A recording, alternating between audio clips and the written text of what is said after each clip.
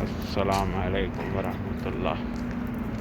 ये मदीना शरीफ का बाज़ार देखो।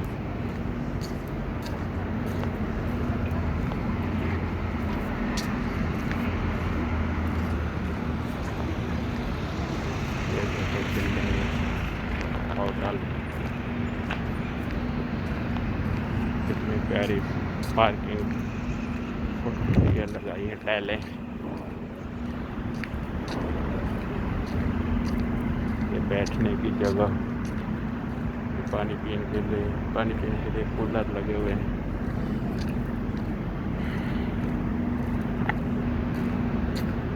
कितनी प्यारी टाइलें लगी हुई हैं।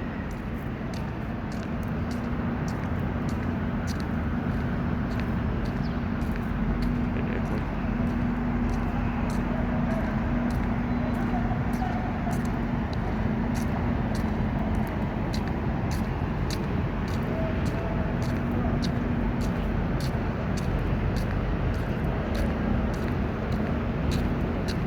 ये कूड़ा फेंकने के लिए कितने प्यारे ये छोटे छोटे ड्रम रखे हुए हैं, बास्केटें नए स्टाइल की।